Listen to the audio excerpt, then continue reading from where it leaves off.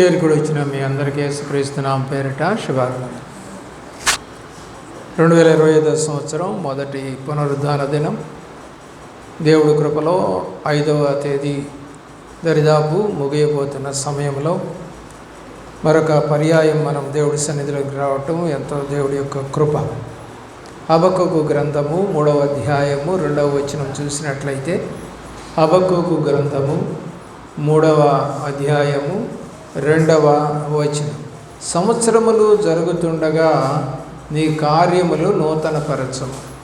మరి సంవత్సరం అనేది కొత్తది వచ్చింది, మన కార్యాలు నూతనపరచబడాలి. అంటే ఒకవేళ గత సంవత్సరంలో జరగనివి, ఆగిపోయినవి, పెండింగ్లో ఉన్నవి, ఇవన్నీ కూడా మరి ఈ సంవత్సరంలో జరుగునుగాక. కాబట్టి సంవత్సరం జరుగుతుంది, మన కార్యాలు కూడా జరగాలి. మరి పిల్లలు పెద్దవాళ్ళు అవుతున్నారు, చదువులు మారుతాయి, అలాగే ఒక స్టేజ్కి వచ్చిన తర్వాత ఉద్యోగము, అలాగే వివాహము, అలాగే గర్భములు, అలాగే గృహము, వస్తువులు, వాహనాలు, ఇవన్నీ కూడా గత సంవత్సరంలో ఏమన్నా అనుకొని ఉండొచ్చు. అవి ఈ సంవత్సరంలో జరుగును గాక అని మనము దేవుడి కార్యాలు చూడటానికి ఇష్టపడదాం. కీర్తన గ్రంథము 65వ కీర్తన 11వ చరణంలో దేవుడు సంవత్సరం అనే దయా కిరీటాన్ని ధరింపజేశాడు. ఈ మరొక సంవత్సరం ఇచ్చాడు. మనం ధరించుకున్నాం, ఆల్రెడీ 5 రోజులు అయిపోయింది కూడా ధరించుకొని. సంవత్సరం అనే దయా కిరీటము ధరించుకొని ఉన్నావు, నీ అడుగుల జాడలు ఏమవుతాయి? వెదజల్లుతాయి. కాబట్టి మరి క్రైస్తవులుగా మన యొక్క అడుగుల జాడలు ఇతరులకు ఏమైనా అనుసరించేటట్టుగా మన నడక ఉందా? మన జాడ, అరే వీళ్ళు క్రైస్తవులు, వీళ్ళు చాలా ప్రేమించేవాళ్ళు, జాలి చూపేవాళ్ళు, కరుణ నీ జాడలు ఇతరులకు కనపడేటట్టుగా నీవు ప్రయత్నం చేస్తా ఉన్నావా? ఒకవేళ లేకపోతే ఇప్పటికైనా సిద్ధపాటు కలిగి ఉంటావో లేదో, మరి ఈ సంవత్సరం అయినా నన్ను ఉండనీయ్యా అని నువ్వు అడగకపోయినా, పోయిన సంవత్సరం దేవుడు ఈ సంవత్సరం నిన్ను ఉంచాడు. ఎన్నో వాగ్దానాలు తీసుకుంటున్నావు బైబిల్లో నుండి, మరి ఎంతో ప్రార్థన చేస్తున్నావు దేవుడికి ఇష్టంగా, మరి అయినా కార్యం జరగట్లేదు అని అంటే, మరి ఎంతోసేపు ప్రయత్నం చేసినా కూడా చేపలు పడలేదట పేతురికి. దేవుడు మాట విన్నప్పుడు ఏమైందండి? విస్తారమైన చేపలు పడ్డాయి. కాబట్టి మనకు కూడా ఎన్నో పనులు జరగకుండా ఆగిపోయి ఉండవచ్చు, సంఘంలో కానీ, కుటుంబంలో కానీ, జీవితంలో కానీ. మరి అవన్నీ కూడా సఫలం కావడానికి దేవుడి మాట మనము వినవలసిన వారమై ఉన్నాం. అలాగే ఆదికాండము 17వ అధ్యాయము 21వ వచనంలో శారాకి బిడ్డలు పుడతారని చెప్తా ఉంది దేవదూత. వచ్చు సంవత్సరములో నేను నీకు కలగబోయే బిడ్డ ఇస్సాకుతో నిబంధన చేస్తాను అని రాశాడు. చదవండి.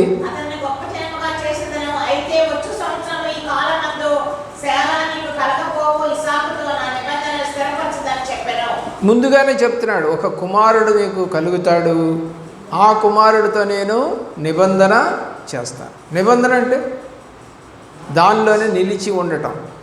నిబంధన అంటే దానిలోనే నిలిచి ఉండాలి మనం, అది నిబంధన. సున్నతి కార్యక్రమం చేసుకోమని 17వ అధ్యాయం ఆదికాండంలోనే దేవుడు సెలవిచ్చాడు. ఆ సున్నతి కార్యక్రమాన్ని ఏమన్నాడంటే బైబిల్లో అది నిబంధన అన్నాడు. కాబట్టి నిబంధన ఏంటంటే ప్రతివారు సున్నతి పొందాలి. ఇప్పటికీ కూడా ఇశ్రాయేలీలు కుమారులను 8వ రోజున దేవుని దగ్గరికి తీసుకెళ్ళి సున్నతి కార్యక్రమం చేస్తూనే ఉన్నారు. అదే కార్యక్రమం ముస్లిమ్స్ కూడా చేస్తారు. అయితే ముస్లిమ్స్ 8వ రోజున వెళ్ళరు, కానీ ఏదో వాళ్ళకు తోచినప్పుడు ఒడుగులాగా, హిందువులు ఒడుగు అంటారు, బ్రాహ్మలు అలాగే ఒడుగు లాంటిది అన్నమాట ఇది వాళ్ళకి. అయితే క్రైస్తవులుగా ఉండేటువంటి వాళ్ళకి అది అవసరం లేదు. క్రైస్తవులుగా ఉండే వాళ్ళకి కావాల్సింది ఏంటంటే మారు మనసు కావాలి. దేవుడు శరీర సున్నతి వలన ఆయన ఘనపరచబడడు అని. ఎందుకంటే శరీర సున్నతి పొంది కూడా చాలామంది తప్పిపోయారు బైబిల్లో. బిలాము తప్పిపోయాడు, గెహజీ తప్పిపోయాడు, ఆకాను తప్పిపోయాడు, దేవుని ప్రేమించిన పిల్లల ఇస్కరియోతు యూదా తప్పిపోయాడు. వీళ్ళంతా కూడా సున్నతి పొందినవారే, ప్రియులారా, మరి తప్పిపోవడానికి గల కారణం ఏంటంటే సున్నతి అనేది దేవుడి నిబంధన అయినా కూడా వాళ్ళు దానికి భయపడలేదు. అలాగే ఈనాడు క్రైస్తవులు కూడా దేవుడి నిబంధన ఏంటంటే మారు మనసు పొందటం, అయినా బాప్తిజం తీసుకుంటున్నారు కానీ మారు మనసు పొందకుండానే భయపడకుండానే తిరుగుతూ ఉన్నారు. దేవుడికి రావాల్సిన ఘనత రానికుండా మరి ఈ సంవత్సరం అడ్డగిస్తున్నటువంటి ఆ దురాత్మ సమూహములను మీలో నుంచి అవి వెళ్ళిపోవటకు దేవుడు మీకు సహాయము చేయునుగాక. 26వ అధ్యాయం చూడండి. 26వ అధ్యాయం 12వ వచనంలో ఇస్సాకు ఆ యొక్క పొలము వేసుకొని నూరింతలుగా ఫలించినట్టుగా రాయబడింది. చదవండి. కాబట్టి ఎవరైతే నిజంగా విత్తుతామో, ఇప్పుడు అతను విత్తాడు, విత్తిన తర్వాత ఏం జరిగిందండి? 100 ఫలం వచ్చింది. అంటే సక్సెస్గా 100 to 100 అంటే సక్సెస్ అన్నమాట. మనం సెల్ ఫోన్ ఛార్జీ పెట్టుకుంటాం, ఛార్జింగ్ పెట్టుకున్నప్పుడు 100 అని వస్తుంది. వచ్చిన తర్వాత కొన్ని ఫోన్లలో మరి సౌండ్ వస్తుంది, కొన్ని ఫోన్లలో సిగ్నల్ వస్తుంది, ఏమండి కొన్ని ఫోన్లలో బ్లూ లైట్ వెలుగుతుంది, రెడ్ లైట్ వెలుగుతుంది, అంటే ఇంకా ఛార్జింగ్ అవుతుంది అని అర్థం. అలాగా సక్సెస్ అయితే ఈ మధ్య వచ్చిన కొత్త ఫోన్లలో వాడే ఒక ఆప్షన్ ఇచ్చాడు. ఏమనంటే 80% వరకు ఛార్జింగ్ చాలు. ఎందుకంటే ఫుల్ ఛార్జ్ చేస్తేనంటే త్వరగా దాని యొక్క వాల్యూ తగ్గిపోద్దంట. 80% ఛార్జీ చేసుకుంటూ ఉంటే బ్యాటరీ లైఫ్ మరి 1 సంవత్సరం 2 సంవత్సరాలు పెరుగుద్దండి. సరే, ఏదేమైనా సరే మనం ఫుల్గానే దేవుణ్ణి ఆరాధిద్దాం, ఫుల్గానే మనం దేవుడి దగ్గర నుంచి ఆశీర్వాదాలు పొందుకుందాం. 41వ అధ్యాయం 29వ వచనం కూడా చూడండి. 41వ అధ్యాయం 29వ వచనం. సమృద్ధిగా పండు సంవత్సరాలు దేవుడు దయచేస్తా ఉన్నాడు మనకి.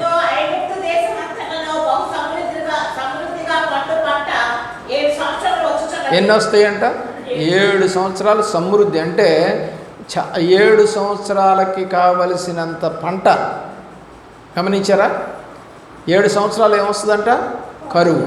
కాబట్టి ముందేం తీస్తున్నాడు? 7 సంవత్సరాలకు కావలసినంత పంట పండేటట్టుగా దేవుడు చేశాడు. వాటన్నింటినీ తీసుకెళ్ళి దాచిపెట్టారు. అలాగే మన దేశమే కాదు, అన్ని దేశాల్లో కూడా ధాన్యాన్ని దాస్తారు. మన ఇండియాలో అయితే ఫుడ్ కార్పొరేషన్ ఆఫ్ ఇండియా అని అంటారు. అంటే ఫుడ్ అంటే ఆహారం, అదొక కార్పొరేషన్. ఎవరిదే అంటే ఇండియా, అందుకని FCI అంటారు. మనం వచ్చే దారిలో నల్లబాడులో మరి కొంచెం దూరం SVN కాలనీ దగ్గరికి వస్తే మనకి దగ్గరలో ఫుడ్ కార్పొరేషన్ వాళ్ళ యొక్క గోడౌన్స్ కనబడతాయి. అలాగే మిర్చి యార్డు మనకి దగ్గరలో గుంటూరులో ఉంది, అక్కడ కూడా చాలా గోడౌన్స్ ఉన్నాయి. మీరు కనుక వెళ్ళి చూస్తే కొన్ని 100 బస్తాలు నిల్వ చేసి ఉంటాయి. నిల్వ చేసి దాని మీద ఒక పట్టా కప్పి ఎలుకలు అవి దూరకుండా ఉంచుతారు. ఎక్కువగా ఆ బియ్యాన్ని ఏం చేస్తూ ఉంటారంటే కొత్త సంవత్సరం వచ్చినప్పుడు కొత్త సంవత్సరం బియ్యం తీసుకెళ్ళి దాచిపెట్టి మళ్ళీ అంతకుముందు పాత సంవత్సరం బియ్యాలన్నీ కూడా బయటికి పంపుతారు. అందుకనే రేషన్ బియ్యం వచ్చినప్పుడు అప్పుడప్పుడు చుట్టలుగా ముక్కిపోయిన వాసన, ముక్కు పురుగులు ఉంటాయి. ఇవన్నీ ఏంటంటే గోడౌన్లో దాచిన బియ్యాన్ని వాళ్ళు పారబోయకుండా ఇలాగా రూపాయికి 2 రూపాయలకి సప్లై చేస్తూ ఉన్నారు మీకు. కాబట్టి ఎంత ఆహారం నిల్వ ఉంటుందో తెలుసా? 7 సంవత్సరాలకు మనం బతకడానికి సరిపడా ఆహారం నిల్వ ఉంటుంది. ఆలోచన చేయండి. మరి ఏమవుతుందండి ఆహారం అంతా అంటే, ఆహారాన్ని వాళ్ళు ఏమి పాడు చేయకుండా మరి సముద్రంలో లేకపోతే నదిలో పారేయకుండా అది రేషన్ బియ్యంగా పంపిస్తూ ఉంటారు. దేవుని యొక్క ప్రేమలో 35వ వచనం కూడా చూడండి. రాబోవు 41, 35.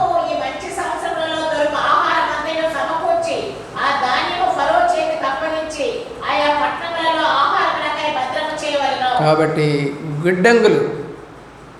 గిడ్డంగులు అంటే పెద్ద పెద్ద గోడౌన్స్ అన్నమాట.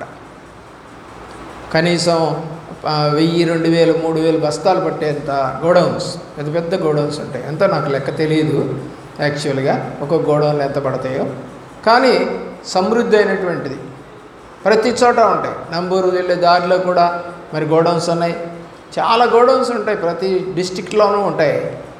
ఆ డిస్ట్రిక్ట్ మొత్తానికి సరిపడా ఆహారం అంతా నిల్వ చేయబడుతూ ఉంటుంది అక్కడ. అలాగే దేవుని యొక్క ప్రేమలో 53వ వచనం కూడా చూడండి. సమృద్ధిగా పండిన సంవత్సరములు 7. సమృద్ధి అంటే అర్థమవుతుంది కదా, అంటే తృప్తికరంగా ఉన్నంత ఆహారం అంటే లేదు అనకుండా. సమృద్ధి అంటే ఏంటి? లేదు అనకుండా సరిపడా ఉండేదాన్ని సమృద్ధి అంటారు. దేవుడు సకల సమృద్ధిని మనకు కలగజేయునుగాక. దేవుని ప్రేమించిన ప్రియబిడ్డలారా, నిర్గమాకాండము 34వ అధ్యాయం 23వ వచనంలో సంవత్సరమునకు 3 సార్లు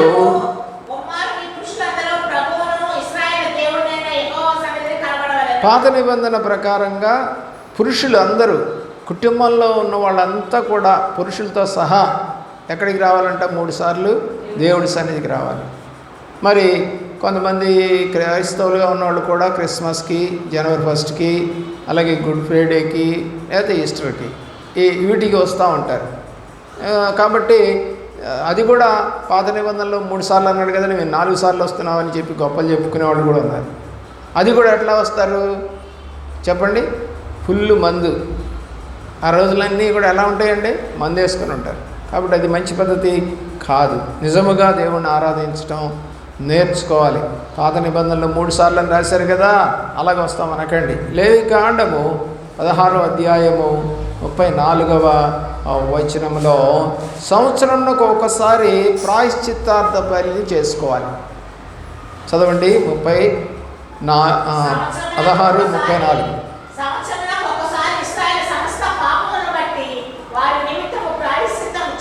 కాబట్టి మనం దాన్ని డిసెంబర్ 31 నాయన మరి వాచ్ నైట్ సర్వీస్ అని పెట్టి మన పాపములను ఒప్పుకుంటూ ఉంటాం. ప్రాయశ్చిత్తం సంవత్సరానికి ఒక్కసారి. వస్తూ ఉన్నావా? ప్రార్థన చేస్తూ ఉన్నావా? దేవుడు వైపు తిరిగి తన యొక్క పాపమును, మన యొక్క దోషములను ఒప్పుకుంటూ, నాయన ఇక ఇలాంటివి మా జీవితంలో జరగకుండా చేయ, ఎలాంటి వాటి వైపు నేను చూడకుండా చేయి, మనసు పెట్టకుండా చేయి అని అడగాలి. అడుగుతాం, ఒక్కోసారి పడిపోతూ ఉంటాం. ఆ పడిపోకుండా ఉండటానికి దేవుడు మనకి సహాయం చేసి లేవనెత్తుతూ ఉంటాడు. నెహెమ్యా గ్రంథం 10వ అధ్యాయము 34వ వచనం. 10వ అధ్యాయము 34. ప్రతి సంవత్సరము కూడా అర్పణలు తీసుకురావాలి దేవుని సన్నిధికి.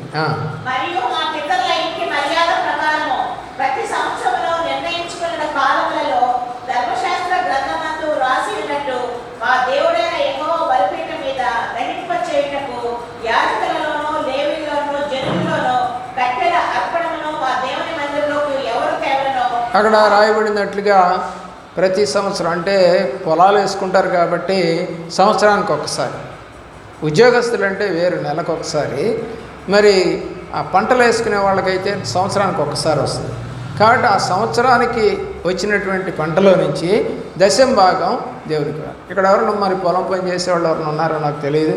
ఒకవేళ ఉంటే మీరు 10వ భాగం దేవుడికి ఇచ్చారా? ఇవ్వకుండా కనుక ఉన్నట్టయితే దాని లెక్క నీ జీవితంలో ముందు ముందు అప్పజెప్పాల్సి ఉంటుంది. ఎందుకంటే దేవునికి రావలసినటువంటిది కానుక ఆయనకి ఇచ్చేయాలి. ఆయన పాత నిబంధనలో కట్టడి పెట్టాడు. ఏమంటే మనం ఇశ్రాయేల్ కాదు కదా, మరి ఇశ్రాయేల్ కానప్పుడు మరి ఎందుకు మనం పాత నిబంధన చదువుతూ ఉన్నాం? కొత్త నిబంధన ఒకటి చదువుకొని ప్రభువారు ఏది చెప్పారు అది 4 మాటలు చెప్పుకుంటే పోతుంది కదా. మరి ఆయన కూడా పాత నిబంధన గురించి ఎందుకు మాట్లాడారు? లోతు గురించి మాట్లాడినప్పుడు, యోనా గురించి మాట్లాడినప్పుడు, ధర్మశాస్త్రం గురించి మాట్లాడినప్పుడు, కీర్తనల గురించి మాట్లాడినప్పుడు ప్రభువారు ఎందుకయ్యా అది మనకి అనలేదే? మనం దాన్ని యాక్సెప్ట్ చేస్తాం. కాబట్టి పాత నిబంధన కూడా మనము యాక్సెప్ట్ చేస్తాము. అయితే కొన్ని దేవుడు వాటిని అవాయిడ్ చేశాడు, అంటే అవసరం లేదన్నాడు. కాబట్టి కొన్నిటిని మనము చేయవలసినటువంటి వారమై ఉన్నాం. దేవుని యొక్క ప్రేమలో సంవత్సరానికి ఒకసారి ప్రాయశ్చిత్తం, సంవత్సరానికి ఒకసారి అర్పణలు తీసుకురావాలి. యోబు గ్రంథము 36వ అధ్యాయము 26వ వచనం. యోబు గ్రంథము 36వ అధ్యాయము 26వ వచనం. ఆయన సంవత్సరములకు మితి లేదు అని రాశాడు. ఎన్ని సంవత్సరాలు ఉంటాయో మనం చెప్పగలమా? దేవుడి సంవత్సరాలు ఎన్ని ఉంటాయి తెలియదు. మరి ఇప్పటికే ఆయన పుట్టి 2025 సంవత్సరాలు అయిపోయింది. అంతకుముందు ఒక 4000 సంవత్సరాలు అని చెప్తున్నారు. మొత్తం 7000 సంవత్సరాలు అని చెప్తున్నారు. కాబట్టి గమనించండి, ఆయన సంవత్సరాల సంఖ్య ఇంత అని ఎక్కడా కూడా బైబిల్లో రాయలేదు. వస్తానని చెప్పాడు కానీ ఏ సంవత్సరంలో వస్తాడో చెప్పలేదు. దానికి ఒక ఉదాహరణ ఆయన చెప్పాడంటే, అందరూ అంతటా మారు మనసు పొందాలని ఆయన ఉద్దేశంతో దీర్ఘశాంతం ఎదురు చూస్తూ ఉన్నాడు. ప్రకటన గ్రంథంలో ఆల్రెడీ ఆయన కొరకు చనిపోయినటువంటి వాళ్ళు నాదా ఇంకెన్నాళ్ళు అని అడిగితే, మీలాగా సహదాసులుగా ఉన్నటువంటి వాళ్ళ యొక్క లెక్క పూర్తయ్యేంత వరకు కొంతకాలం ఆగండి అన్నాడు తప్ప ఇంత టైము నేను చెప్పలేదు. అదే అప్పుడు చెప్పి ఎంతకాలం అయింది? 2000 సంవత్సరాలే. ఇంకెన్ని సంవత్సరాలు ఉంటాయి మనకు తెలియదు. కానీ మనం ఏం చేయాలంటే ఆయన కొరకు కనిపెట్టుకుంటూ, సిద్ధపాటు కలిగి, విశ్వాసాన్ని కాపాడుకుంటూ, రక్షణ వస్త్రాన్ని కాపాడుకుంటూ, మేలైన దాన్ని చేపడుతూ ముందుకు కొనసాగవలసిన వారమైన కీర్తన 102వ సంకీర్తన 27వ చరణం. ఆయన సంవత్సరములకు అంతము లేదు అని రాశాడు ఇక్కడ. ఇందాకేమో మితి లేదన్నాడు, ఇందాకేమో మితి లేదు అన్నాడు, ఇప్పుడేమంటున్నాడు? అంతమే లేదు. ఎన్ని సంవత్సరాలు ఉంటాయో ఎవరు లెక్క పట్టగలిగిన స్థాయి ఎవరికి లేదు. ఎవరెవరో ఏదో ప్రవచనాలు చెప్పి యేసు ప్రభు 2000లో వచ్చేస్తాడు, 20లో వస్తాడు, 21లో వస్తాడు, ఈ కరోనా మరి ఆయన తెప్పించాడు కాబట్టి ఇంకా రాబోతుంది, రాకడ, యుద్ధాలు జరుగుతున్నాయి వచ్చేస్తున్నాడు, భూకంపాలు వస్తున్నాయి వచ్చేస్తున్నాడు, సునామీలు వస్తున్నాయి వచ్చేస్తున్నాడు అంటే ఆయన రాకడను గుర్తెరిగి కలిగినటువంటి వారు ఈ భూమి మీద ఎవరూ లేరు. సూచనలు అంతే అవన్నీ. దేవుడే చెప్పాడు కాబట్టి ఆ సూచనలు ఉన్నాయి కాబట్టి దేవుడి దగ్గరగా ఉన్నాడని అనుకోమని అన్నాడు కాబట్టి మనం కూడా అనుకుంటూనే ఉన్నాం. మరి నేను పుట్టిన దగ్గర నుంచి ఇప్పటికి 60 సంవత్సరాలు ఎన్నో ఉపద్రవాలు వచ్చినాయి. దివిసీమలో ఎంతో కొట్టుకుపోయింది. మరి వెను తుఫాన్లు వచ్చాయి 77లో. మరి అలాంటి సందర్భాలు వచ్చాయి, పోతూ ఉన్నాయి. నాకు అప్పటికే 60 ఏళ్ళు కూడా దాటిపోయాయి. మరి ఇంకెంతకాలం ఉంటుంది? నేనేమన్నా లెక్క కట్టగలనా? నా వల్ల అవుతుందా? నాకేమన్నా చెప్పి ఫలానా సంవత్సరం నేను వస్తున్నానేమన్నా దేవుడు చెబుతాడా? గొప్ప గొప్ప సేవకులకి, ప్రవక్తలకే ఫలానా సంవత్సరం వస్తానని చెప్పలేదు. మితి లేదు, అంతము లేదు. దేవుని యొక్క ప్రేమలో ఆలోచించాను. సామెతల గ్రంథము 9వ అధ్యాయము 11వ వచనం. దేవుడిని అడగాల్సింది మనం ఏంటంటే ఆయనలో జీవించే సంవత్సరాలు అధికము చేయమని అడగాలి. కాబట్టి దేవుడి వల్లనే దీర్ఘాయువు వస్తుంది.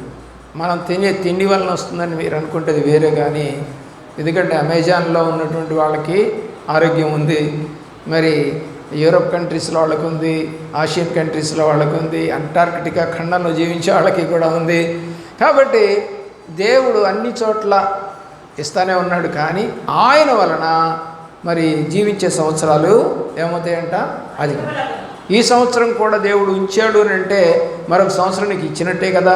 ఎంత గొప్ప దేవుడు అండి. ఆయనకి కృతజ్ఞతాస్తుతులు చెల్లించండి. లూకా గ్రంథము 13వ అధ్యాయం 8వ వచనానికి రండి. లూకా గ్రంథము 13వ అధ్యాయము 8వ. ఈ సంవత్సరం కూడా ఉండదేమని ఆ యొక్క అంజూరప చెట్టు గురించి మాట్లాడుతూ ఉన్నాడు.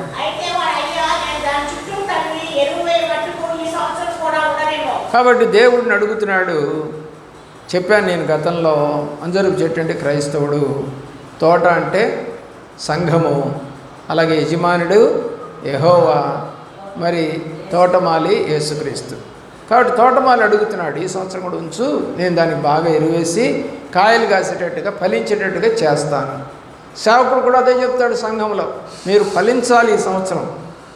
15వ అధ్యాయం యోహాను రాసిన సువార్తలో మీరు బహుగా ఫలించడం వలన నా తండ్రికి మహిమ వస్తుంది. కాబట్టి ఆది కాండంలో మరి మీరు ఫలించి అభివృద్ధి పొందండి అని చెప్పేసి దేవుడి యొక్క మాటలు మనము జ్ఞాపకం చేసుకున్నాం ఆదికాండం 1:28 ప్రకారంగా. కాబట్టి దేవుని యొక్క ప్రేమలో ఆలోచన చేయండి. మనం ఫలించాలి, అభివృద్ధి కూడా పొందాలి. ఆశీర్వాదానికి పాత్రలో మనము ఆశీర్వాదానికి కొరకే మనం పిలువబడ్డాం, దేవుడి సన్నిధిలో నిలబడ్డాం.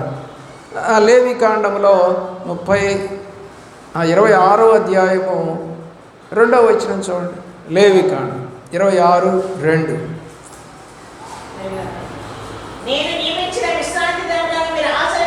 కాబట్టి దేవుడు చెప్తుంది ఏంటంటే మీరు దీవించబడాలి అంటే ఆయన ఇచ్చిన విశ్రాంతి దినాలు మనం ఆచరించాలి. ఆదివారము దేవుడి దినమని నమ్మి ఆయన సన్నిధిలో నింపాదిగా కరెక్ట్గా మనం నడిచి హిజ్కియా అడిగినట్టుగా నీ యొక్క సన్నిధిలోనికి నేను అయ్యా నిందారహితంగా రాలేదా, నీకు అనుకూలంగా నడవలేదా, నా ఇష్టం వచ్చినట్టుగా నేను వచ్చానా, నాకు ఎందుకు సహాయం చేయమని అడిగే ధైర్యం నీకు రావాలి అంటే నువ్వు సన్నిధికి ముందుగా రావాలి. అప్పుడు నువ్వు అడగచ్చు, ఏమని, నీ సన్నిధికి నేను ఏమైనా నిర్లక్ష్య పెట్టానా, సమయానికి రాకుండా ఆగిపోయానా, అయ్యా నాకెందుకు మేలు చేయవు అని ఇసుకే అడిగినట్టు అడగచ్చు. తప్పు ఒప్పుకున్న తర్వాత దేవుడి దగ్గర మనం ఏదైనా అడగచ్చు. కరెక్ట్గా ఉన్నప్పుడు, ఉండమ్మా నేను ఈ సంవత్సరం పాస్ అవుతానని చెప్తున్నానుగా అని నీ కుమారుడో కుమార్తె అనొచ్చు. ఓడిపోయావు కానీ ఈ సంవత్సరం పాస్ అవుతానంటే మనం నెమ్మదిస్తామా లేదా, మంచిది పాస్ అవునా ఈ సంవత్సరం అన్నా అని అంటాం కదా. కాబట్టి దేవుని యొక్క ప్రేమలో ఈ సంవత్సరం అన్నా నువ్వు ఫలించాలని ఆశపడతామన్నాడు దేవుడు. లూకాసు సువార్తలో 18వ అధ్యాయము 11, 12 వచనాలు. పరిసయ్యునిలాగా ప్రార్థించకూడదు ప్రియులారా.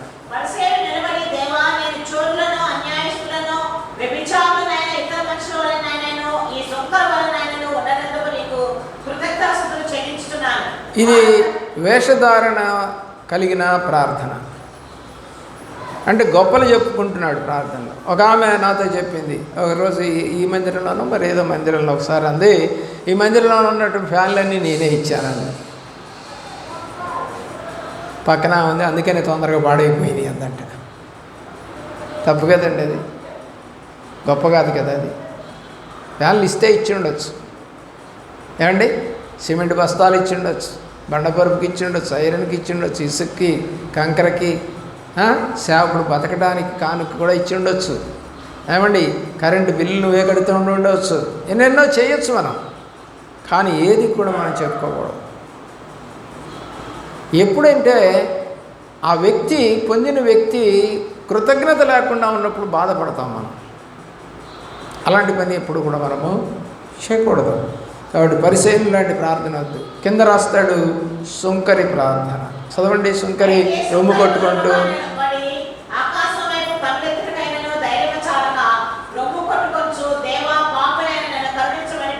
చూడండి ఎలాంటి ప్రార్థన చేస్తాను. అలాంటి ప్రార్థన దేవుడు నీకు దయచేయునుగాక. అలాగే 18వ అధ్యాయం చూడండి. 18వ అధ్యాయం 13, 14 వచనాల్లో సుంకరి ప్రార్థనలో ఏమని అడుగుతున్నాడు?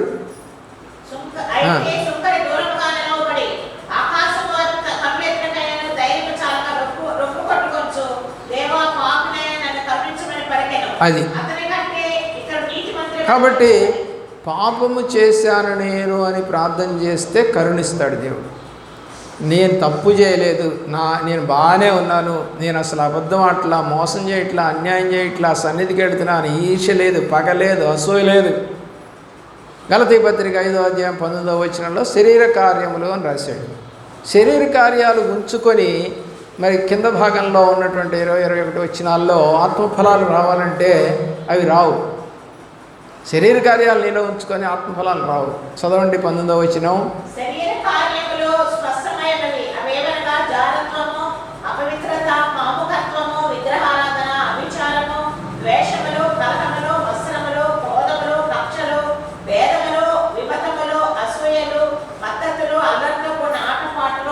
పదిహేను రకాల క్రియలు శరీరానికి సంబంధించినవి ఉంటాయట. ఈ 15 రకాల క్రియల్లో ఇంటికెళ్ళి ఒకసారి గుర్తుపెట్టుకుని 15 రాసి, ఆ 15లో నాకు ఇది లేదు ఇది లేదని కొట్టేసుకుంటారా? అప్పుడు 21వ వచనంలో ఆత్మఫలం ఏమనగా